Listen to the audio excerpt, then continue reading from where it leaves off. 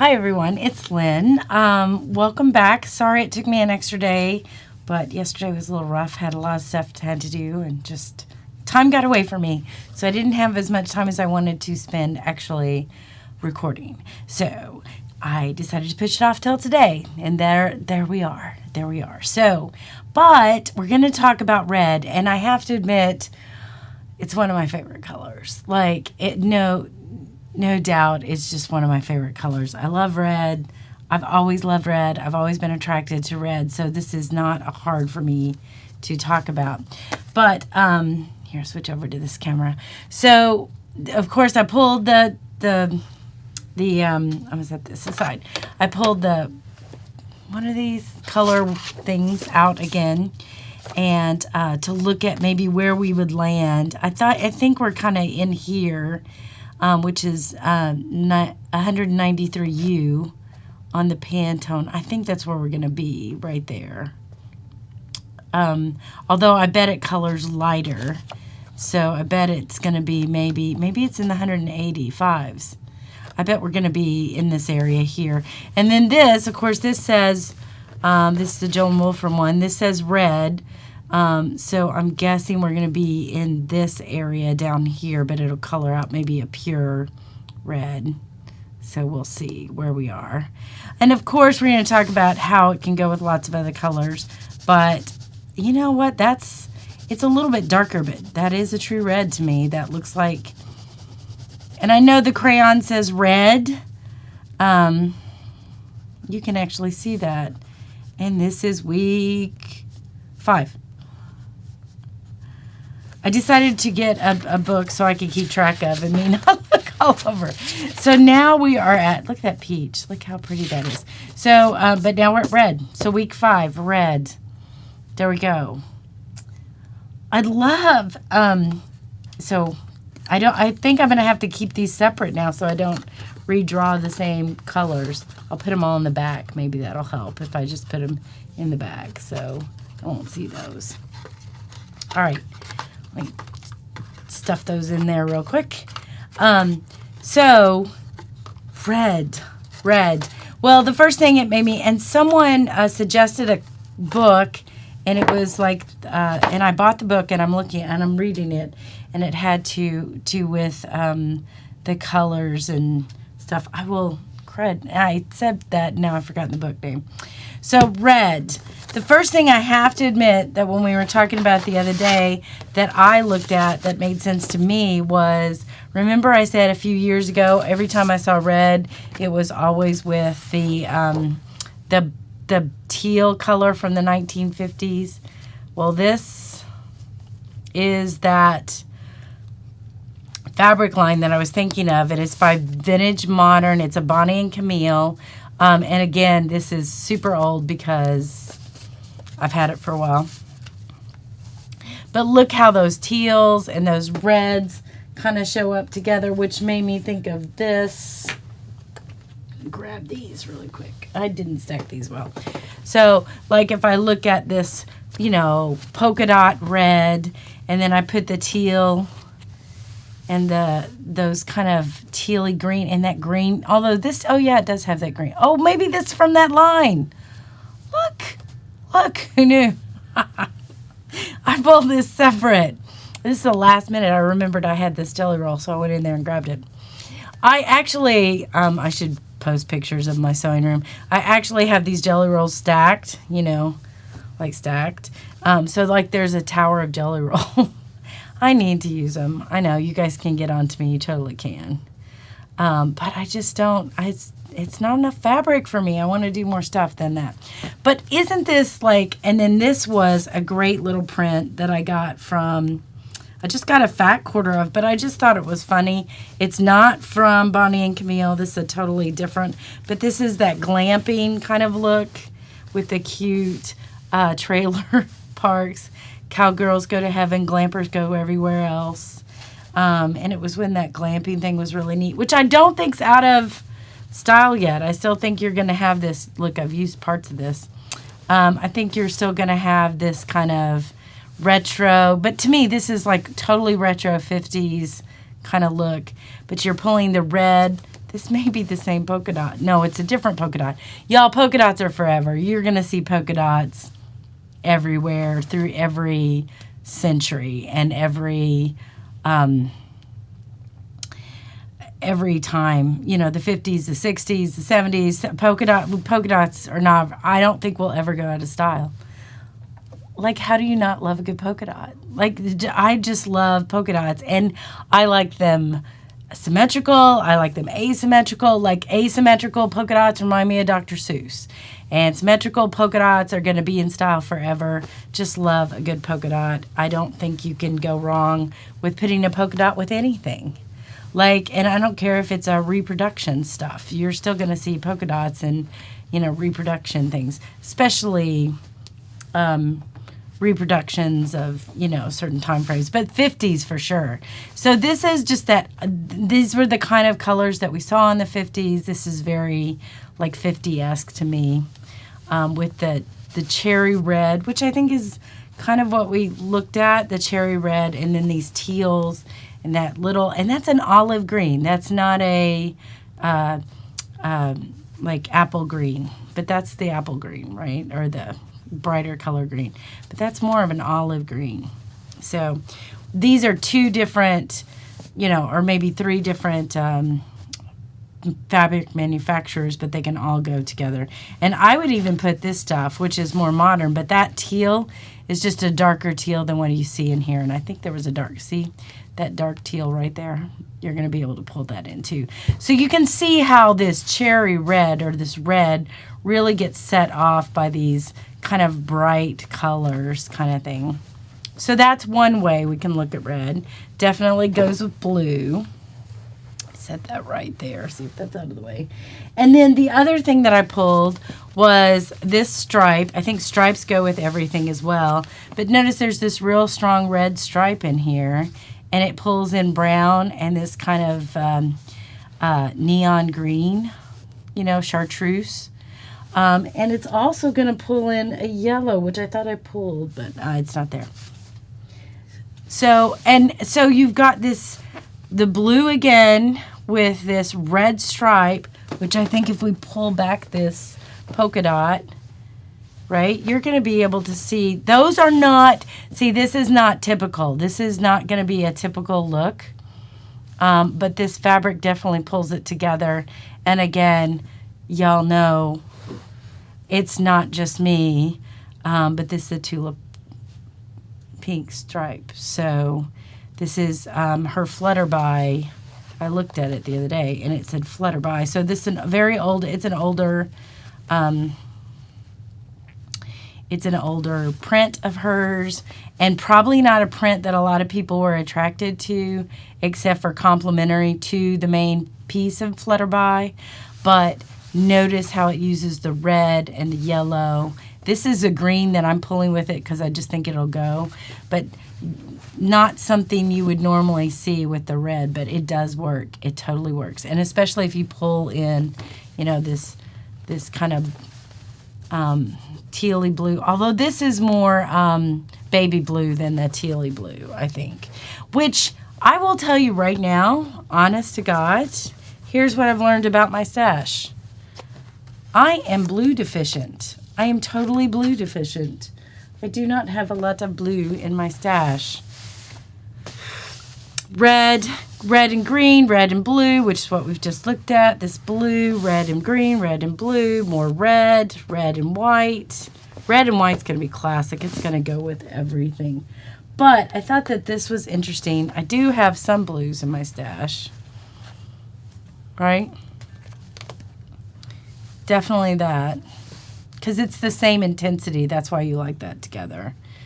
These are more classically, these are reproductions of 1800 kind of stuff. I don't have a ton of blue in my stash.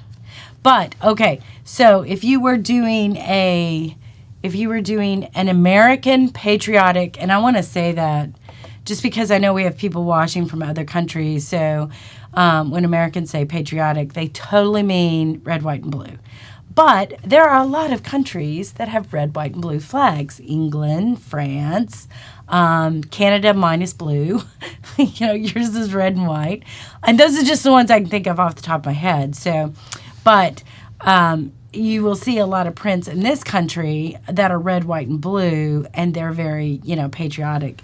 So it's really easy to make a patriotic kind of thing with red, white, and blue. And so I think if you used all these blues and a red, that's definitely going to look great together. I think a classic red, and let's, you know, I do want to go back here and say, okay, so red, we looked at the kind of bluey teal turquoisey colors. It looks good with those, right? So the cherry red looks good with those. We're looking at how it looks good with blue right now, so red and blue. We also saw where it looked good with some of these greens and lime greens with this, as well as some of the others. It looks good with yellow. Red looks good with yellow. It's such a versatile color. So to me, this is more of a patriotic look. Definitely red, white, and blue from an American standpoint. This is a set of fat quarters I had that I had bought because they were on sale. And they all belong to the same line. But you've got this red and white, so that looks good. Red and white, of course, looks good. But as soon as I put in this olive green, right, it definitely reads Christmas. And this is a Christmas line, so that's not too shocking. But if you take away kind of the saying, like this says, "Oh, Holy Night" on it. If you take away the saying and just like red and green together, and if you didn't, because I think these are so small, you do have to get up right on top of them to know, to know they have a Christmas theme. And like some of it, that's just like farmhouse to me because that's a red barn. Little tiny prints. But you can see where red and green go together. In this Christmas look, that to me is more homey Christmas look.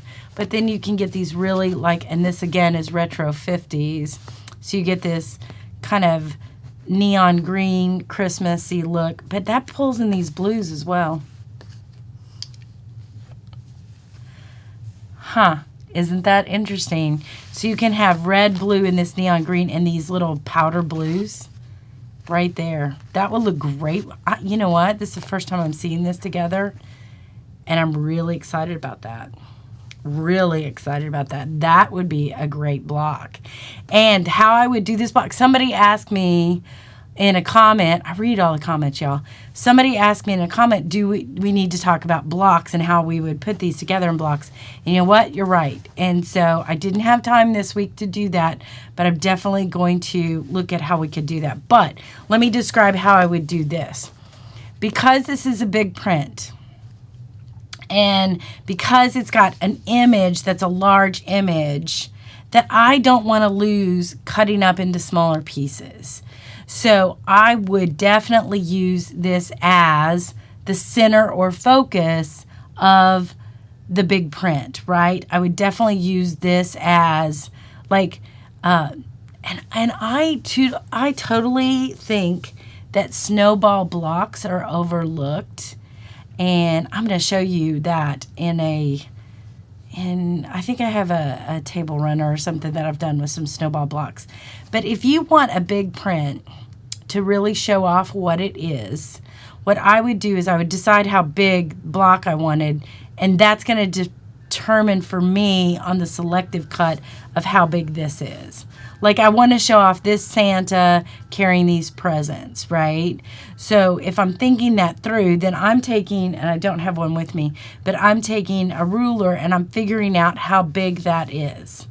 Then that becomes either the center of the star or the center of, you know, some kind of block that I'm going to create smaller things that go around but not interrupt or cut into this big print. Because if you spend a lot of money on this fabric and then to chop Santa's head off, I've done it. Like I've totally killed a bunch of animals in my quilts because I cut their heads off and their legs off, and you know, Santa's head's been cut off a few times and legs. But I think that if you think it through with looking at different prints, And I'm going to show you this, because this is like Santa in this carriage, you know, this little car with it looks like a deer or something right here. So, I mean, that's a focal point. And artists spend a lot of times creating these fabrics that are going to give you, you know, like if you were cutting a block and you just had that image, you missed the top of Santa's head and the wreath that it belongs to, right? So I just think if you use blocks that can focus on those kinds of fabrics, you're going to have a more successful, interesting quilt. That being said, I just love this blue with this. That would look hot with that. Just love it, love it, love it. And that is totally a 1950s reproduction type of feel. This is 1880s or 1800s type of feel. And this is just tone on tone. So those, to me, that looks Christmas, and it definitely is Christmas because of that.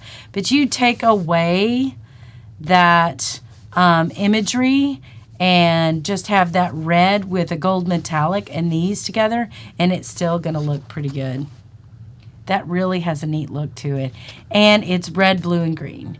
So it's not a common, you know, if I take away the Christmas and still just use red, blue, and green together, that really looks good together, and it's not something that I commonly see. That's got an now I'm like, okay, we need to do a red, blue, and green quilt. Because, and the reason, okay, so this is what inspires me. So just plain with this fabric that I pulled to look at, and then just pulled some other fabric to go with it quickly.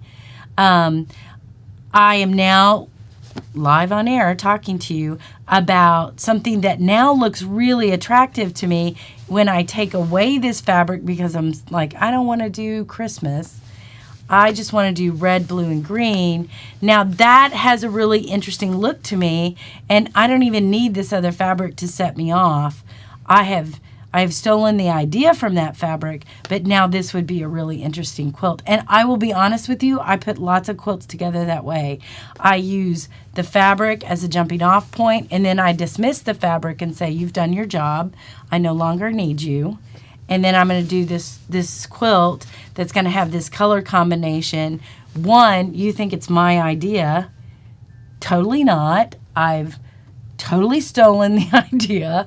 And then, but the quilt that I've then created becomes very interesting, and it allows me to go places not contained by that fabric. So when I use that fabric, it limits me to sometimes what's in that fabric.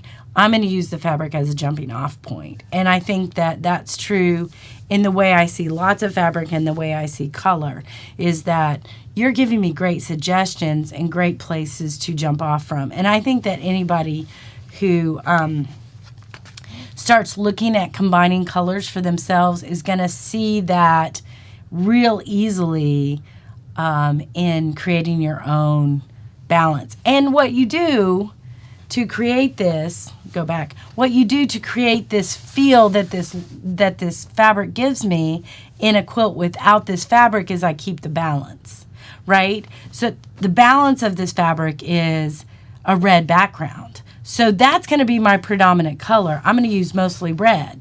Now, then I'm highlighting it with a pretty good chunk of green. Like when I just glance at this, it's got a pretty good chunk of green in it. So that's going to give me that I need a little bit of green. Well, I just need a tiny bit of blue, right? So if I'm cutting that, that still is going to give me this kind of feel without this fabric. And I just look at the percentages of. So this is like a main part of my block or a main part of my quilt. This becomes the, you know, a predominant half square triangles, and this is the little corner squares or something like that. So that allows me to see how these can go together, and I'm using percentages of the fabric that inspired me without using the fabric. Okay, so I didn't mean to go there, but I hopefully, like, I when I talk through, I'm very much a verbal processor. So when I talk through stuff, like, you're getting me to verbally say, okay, this is how I do it, and verbalize thoughts in that. So Christmas, red is very Christmas. Like, you're never going to get away with red and green being Christmas, but don't limit red and green to only Christmas, and don't limit red to only Christmas, and don't limit red to only Valentine's Day or whatever. Although I am going to pull another Christmas one for you to see. This I bought in a set. It's all by the same designer, but what I was attracted to, one, I think gnomes are stupid cute. I just, how do you not love a good gnome? They're just funny. They're stupid cute. But I loved this Christmas, and it was on sale, so I bought it. But I liked it because the red, and if we took this away and just had this buffalo check plaid, which is so, like, in right now. Buffalo check plaid is just, like, you're seeing it everywhere. And I just pull back, I take away our gnomes and just pull back the green and the black and white, and this is really gray, but that kind of look together, that is sharp. That is just super fun, sharp. And I think if you took away this, which is winter to me, not necessarily Christmas, this could be, you can hang out with this all year. I mean, all winter. And by the way, I just want you to know that if y'all are from the north right now, I'm just saying, currently outside, it is March. It is March. And winter is drunk and in the south on my front yard. It is. We woke up today. It was below 30 and there was snow on the ground. Now, let me just say, I know, y'all know I live in Atlanta, and we don't have a lot of snow down here. We don't. So when we have it, we're very shocked that it arrived, and very shocked that it arrived in March. Like, the Bradford pears and forsythia and tulip trees have all bloomed. The daffodils are up in Atlanta, and there is snow on the ground right now. I'm like, what happened? I got up this morning to go to breakfast. I was like, I need a coat. It is so cold out there. So anyway, for y'all that live in the north, please come get your drunk winter and take it back home. I don't want it here any longer than it needs to be. Done. I'm done. Okay, so this is the next thing I want to talk about. Y'all know I'm a certified quilt appraiser. So these are two of the books that I depend on a lot and studied extensively when I was going through the certification for appraisal class. If you are interested, these are two of the best dating fabric books that you can buy. And they're by Ellen Jankel Trisden. I'm sorry. Elaine, I'm sorry. I have totally butchered your name. But the color guide from 1800 to 1960, and then this one is 1950 to 2000. But I want to show you this. So this is right here, pre-1830. These are the reds that we saw in 1830. These are the turkey reds that I was talking about the other day. Very complicated to make, and I was going to tell you how you make the turkey red. So to make a turkey red, you're going to boil your cotton in lye or wood ash, and you're going to wash and dry it. Then you're going to steep it in a liquor of beryl ash or soda ash plus sheep's dung and olive oil. Then you're going to rinse and let stand for 12 hours till it's dry. Then you're going to repeat those steps 3 times. So you have to steep in the liquor again, rinse and let it stand for 12 hours to do it again. Then you have to do that 2 more times. So you have to do it 4 times total. And then after you're done with that, you're going to steep it in a fresh liquor of beryl ash, sheep's dung, olive oil, and potassium titrate. Or they call it white argoil. Now, I'm learning how to dye. That sounds horrible. That sounded horrible. I'm learning how to dye. I'm learning how to dye fabric, or fabric dye. I'm actually taking a class in a couple weeks, and I'm so excited about it. But there are a lot of chemicals that are used in the dyeing process today. There are a lot of people who do tons of dyeing today. So some of this stuff is a more natural way to do it, and then some we have chemicals now that have recreated what they were doing. That's easier to get a hold of. Like sheep's dung. I'm sure, not sure that I'll be using sheep's dung. One, I don't know where to get a hold of it right now, and I live in the South, so I'd have to go find a farm and who has sheep.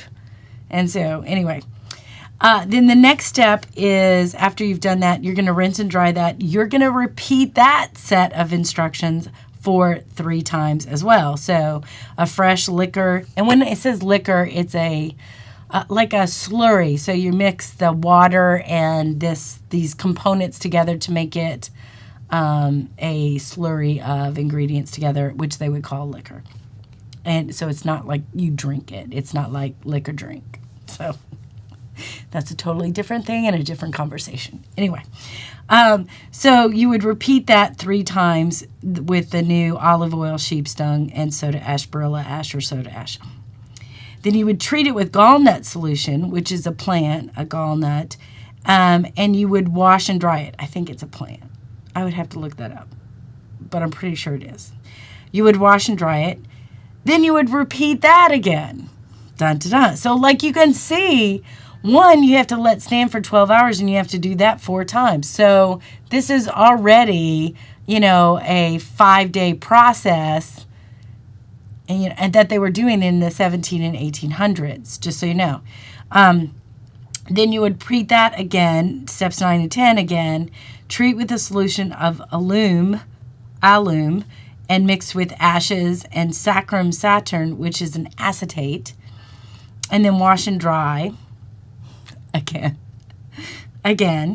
Then you would do the madder once more or twice. It's a turkey madder, which is a plant.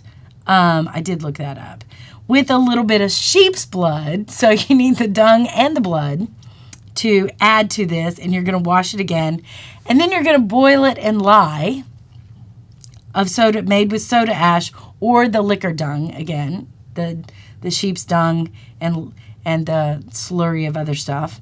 And then you're going to wash and dry it. So we do not make turkey red fabric this way at all.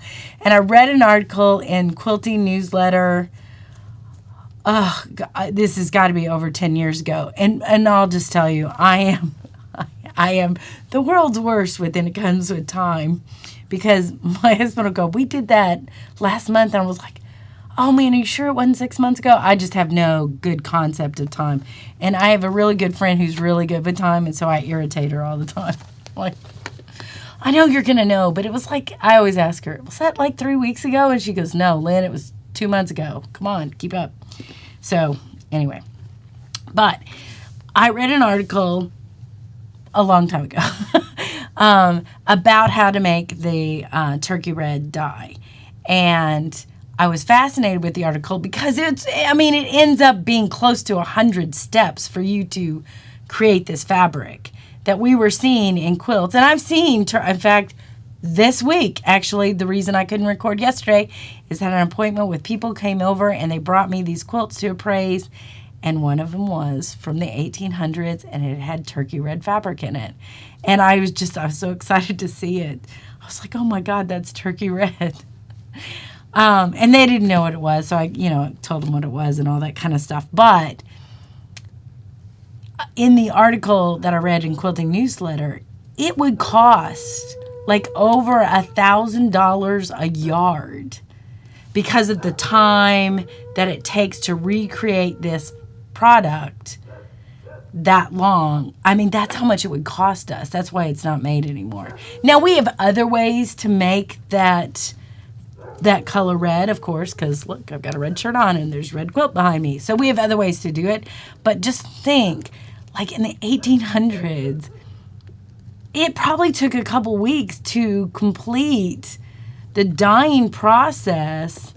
And that's not including getting the fabric woven and all that kind of stuff. And I mean, it's just fascinating to me how we've just taken some of this stuff for granted. But I did want to show you this.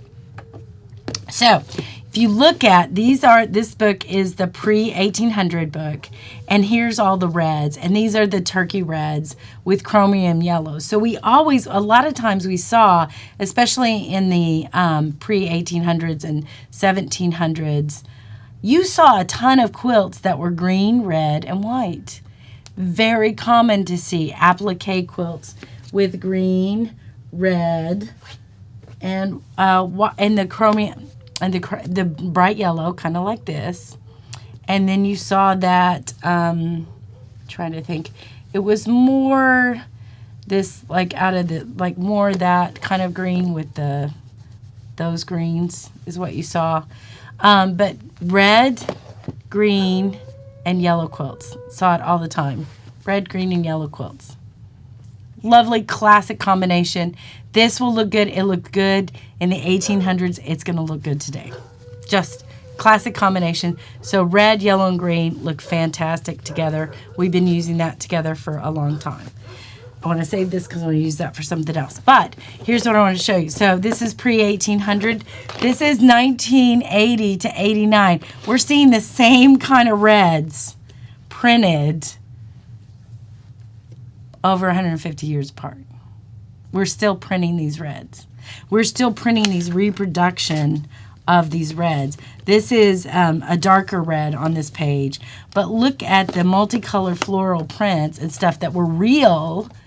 These are real pictures of what we were seeing in the pre-1800s, pre-1830, right? So these have these reds with browns in them, with blues in them, with greens in them. Red, yellow, blue. Red, yellow, green. So very common to see those colors together. And this is reds and browns together. Reds and browns, which is, I showed you a red and brown quilt that I made with, I didn't show you the quilt, I showed you block, with the hot cocoa colors. Remember that one? But I just wanted to show you this. Like, look how these look very similar, 150 years apart, and we're still using this red. So this red is just a phenomenal color that we will never get rid of. And when you think about it, I mean, I don't know, my heritage is Scottish and Irish, and so when you think about the plaids, they used red. I mean, the scarlet tartan is, I'm sorry, the Stuart tartan is red. Louis, if you think about the color of Louis XIV, he was enamored with red. You almost see no paintings of him that he doesn't have red on somewhere. And I think he was really like into his red stockings. And I think I read an article about that. And so just fascinating that, oh, God, what's the shoe manufacturer that paints the base of their heel red? Louis XIV did that. So he's been doing that since Versailles. So just red's just such a versatile color and been so, it's always been associated, a lot of it's associated with royalty. If you think about paintings of Elizabeth I or a lot of the paintings from the 1800s and 1700s, you're going to look at red as being something that was used in paint. It was something that was used in, but it recorded the fashions that they were wearing as well.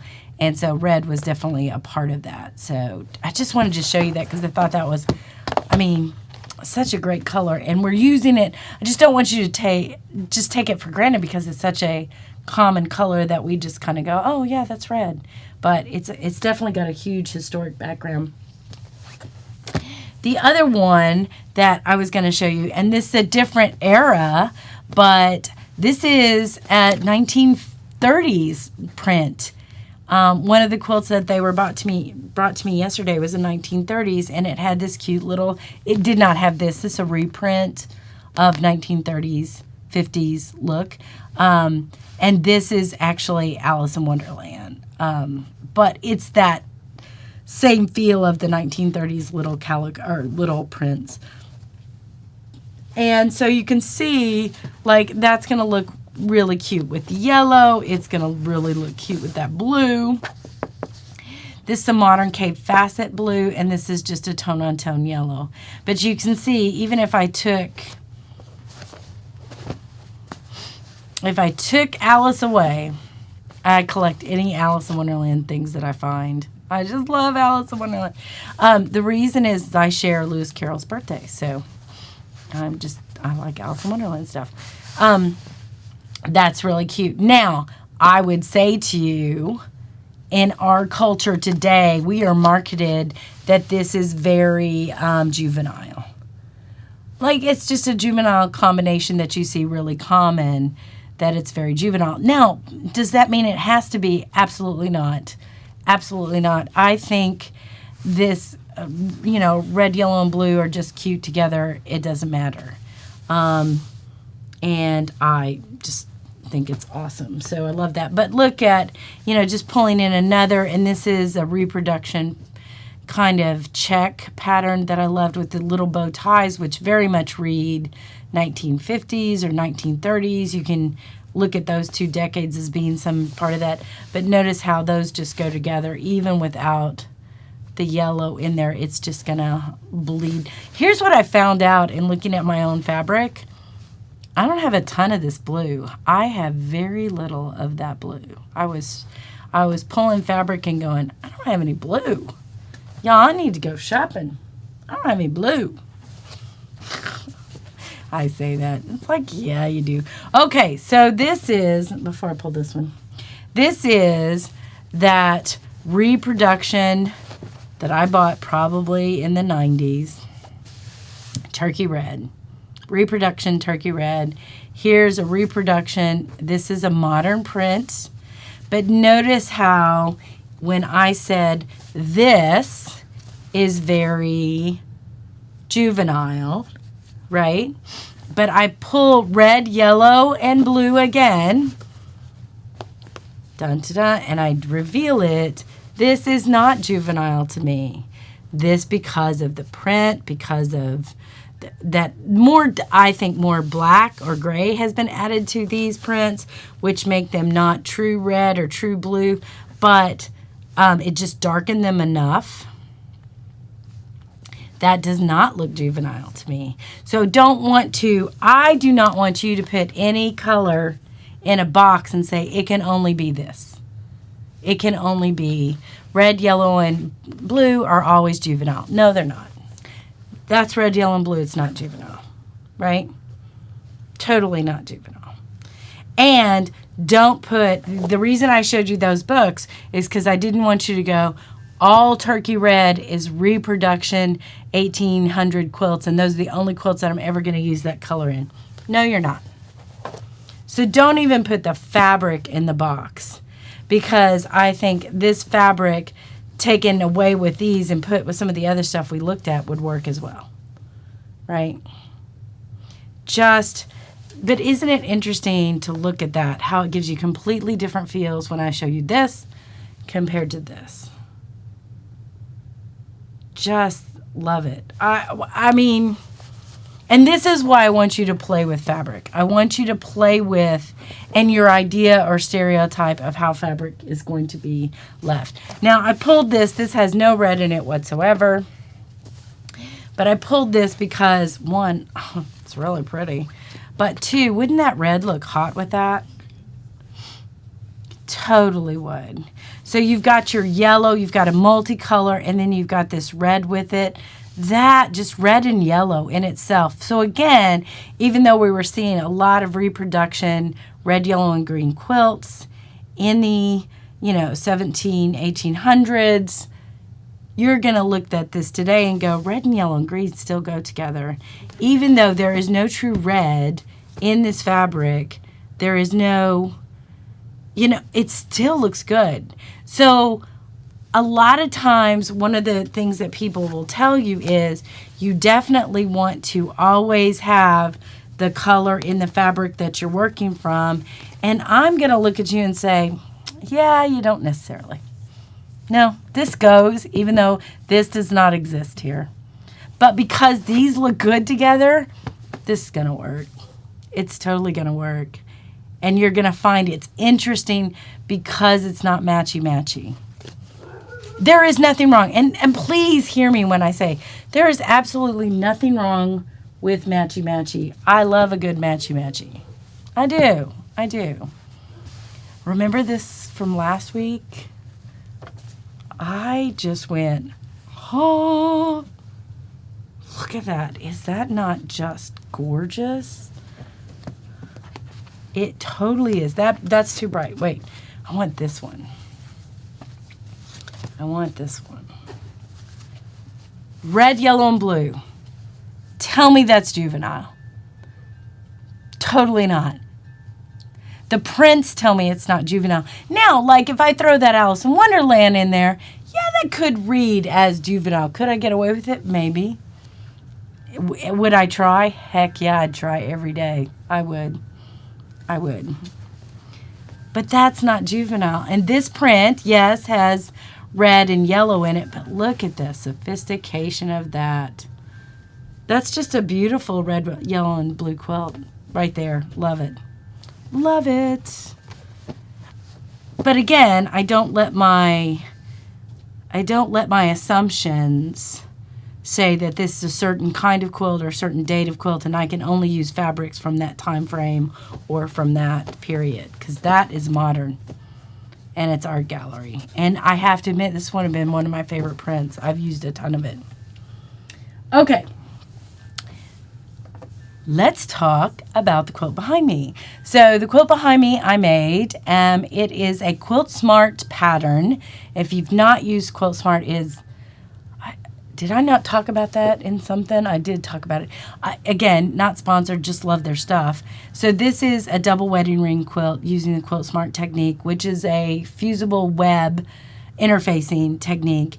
And I always tell people when I showed this quilt at, I'm watching this pile of fabric go, ooh. I'm always telling people when I show this fabric or this quilt at guild talks that I do, that it's a double wedding ring, people, for who you don't love as much, because it's not hard to make and you get it done really fast. And I think when people see it, they're like, oh, double wedding rings are so hard. And it's like, this one's not. You would love it. It's super easy. So these are appliqued down. And so you just need to know how to do blanket stitch and you're good to go. So I wanted to make, I'm very much a non-traditionalist in that I love traditional patterns and how they look, but I like to take them to places that they haven't been before or that is not expected. So someone had said to me, did you see? Oh, so when I made that goldenrod quilt with the blue and teal in it, someone had said to me, yellow quilts are hard. It's really hard to use yellow. And I went, challenge accepted. Now I'm going to make a yellow quilt. And I got a new ruler, so I made it with that ruler, which I didn't like. But the quilt I did. So this quilt, I'm like, okay, well, now I want to try this Quilt Smart. This was the first one I did with Quilt Smart. I want to try this Quilt Smart technique for a double wedding ring. I find that I do a lot of quilts that are in like a series. Like I'll make 5 or 6 double wedding ring quilts because I want to either learn how to do it or I want to try it out in different fabrics. And different colorways, and see how does that affect how I feel about it, how I look at it. I've done 4 double wedding ring quilts last month. I did 4, and it was because I was challenging myself of, can I get away with this background? I'm really interested right now, currently with my artwork. I'm really interested is how do print backgrounds affect traditional patterns, and double wedding ring is like so traditional. So I was like, red. You don't see a red double wedding ring quilt background. Like even Victoria Wolf, the one that she won QuiltCon with, it was totally improv piece double wedding ring, and there was red in it, but she used a lot of white. And so I'm like, white and red are very traditional, and can I get away with doing something that doesn't have white in it? And you will find if you look at a lot of my quilts, I avoid white. I avoid, which is probably why I will never be accepted in the modern world.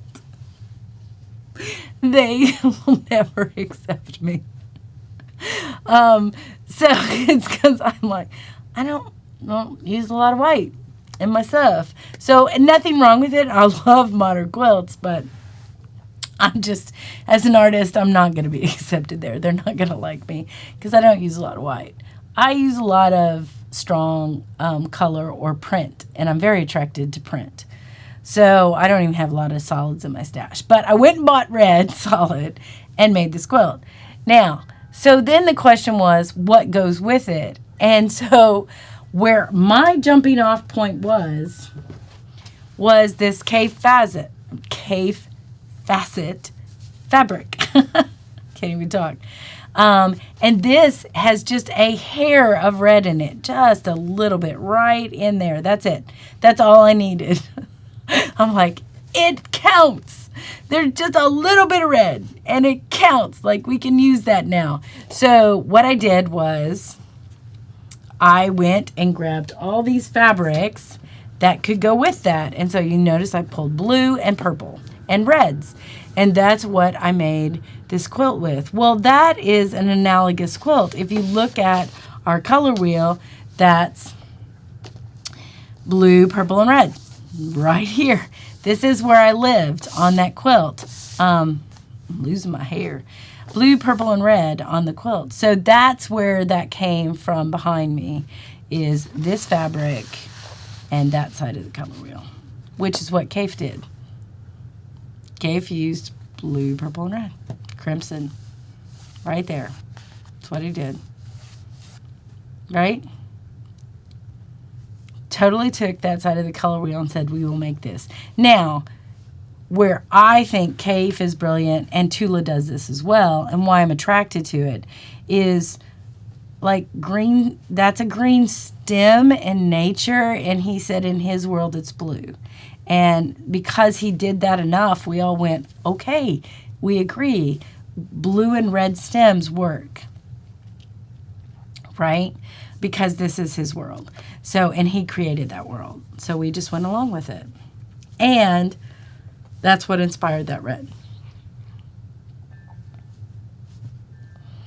I liked where, for me, in looking at the quilt, and I know you can't see the whole thing, but when in looking at the quilt, in some of the rings, the red bleeds into the background, so it doesn't have a strong edge. And because it bleeds into the background, and let me see if I can point to it, but right there, see how that bleeds into the background? So you can't see the arc because it bleeds into the red, that's the background, but you can see the strong edge next to them. That just allows your eye to travel in a different or unexpected way. So it worked for me. That would drive some people nuts. I'm okay with it. I'm okay if it drives some people a little nuts. If it's so symmetrical and perfect, that drives me a little nuts. So I kind of like the asymmetrical look. I like this quilt taught me a lot. I did a lot of, well, it's custom quilted, so I spent a lot of time doing some custom quilting on it. But I also taught myself how to really let feathers live on the quilt. And I created my own background, kind of like what you see Judy Madsen do before Judy's book came out. Although she took it way beyond where I took it. Totally respect her. In fact, have taken classes from her. She is one of the nicest ladies. Love her stuff. Love her creativity. But I actually had created that background before I knew her, before I took her class. And so when I took her class, I was very attracted to it because she gave me more ideas beyond that quilting. But made myself a cross-hatched background and then laid the feathers on top of it, which gives you another dimension in the quilting, which, you know, is kind of fun. All right, so red, does red go with other colors? You know, we've covered a lot of the color wheel, and so we haven't talked about how red can go with pinks and greens and purples. But notice, now, Kafe, Kafe, Kafe, that's it. So only 3 of those are Kafe. The other of these are modern. And remember how I told you I love polka dots? It doesn't matter. Polka dot, still cool, love it. But it definitely loves these two fabrics. This is not a true, and it's not Dr. Seuss, although whoever designed it, I'm sure was inspired by Dr. Seuss. I know this is Jen Kingwell because for some reason this pattern I've used a ton. This is one of the few solids I have, which is a fuchsia pink. But you'll notice red will go with all of these. Red will live in here as well as any, right? So yes, red lives with these people as well, this side as well.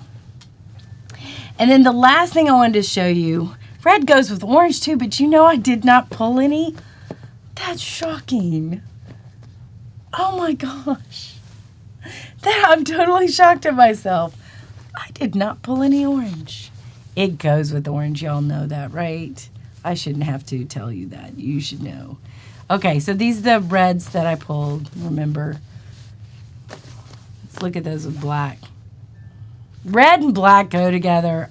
I mean, God, you just have to think of sports teams to know that that works. It definitely works. That's specifically Christmas. This is not specifically Christmas, but it's got a little black and white on it. Red and black go together. Doesn't matter. Red and black are going to always go together. I think you'll find any colors goes with black and white or cream and black. Love it. I will tell you, and I think I told you this the other day, I see a ton of quilts that are red and black and white. And the reason I see a ton of quilts that are red and black and white is because there are a ton of quilts that are made for a sports team in my state. And they are t-shirt quilts or just fabric. You cannot go to a quilt store around here that doesn't have Georgia quilts or Georgia fabric. And so, and it makes perfect sense if you go to anywhere in the country and go to the Joann's or the big box store that starts with a J in that state, you're going to find fabric that is associated with those sports teams. Whether it's NFL or NHL or NBA or Major League Baseball or the college du jour of the area.